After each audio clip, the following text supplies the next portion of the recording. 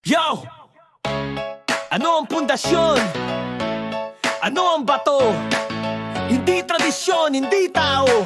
Isang pangalan, isang sigaw. Si Jesus ang Kristo, ngayon at magpakailanman. Yeah, yeah, yeah.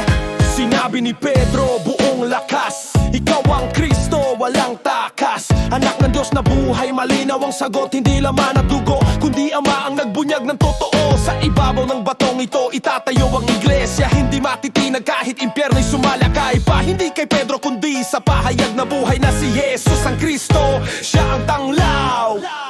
Si Jesus ang Kristo, siya ang bato, matibay na pundasyon. Hindi matitinag ng mundo.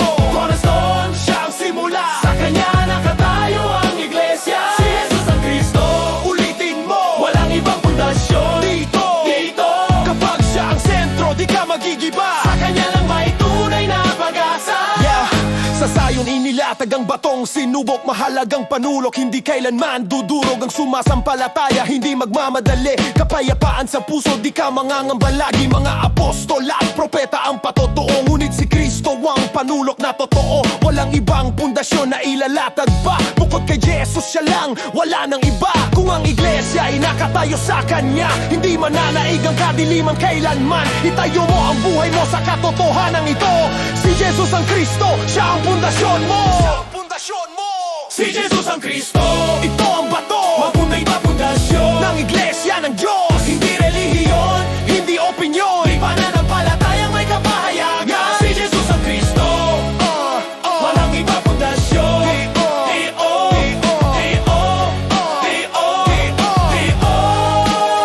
Si Jesus ang Kristo, ito ang bato. Ito ang bato. Ito ang pundasyon ng iglesia ng Diyos. Si Jesus ang Kristo, hindi relihiyon, hindi opinyon.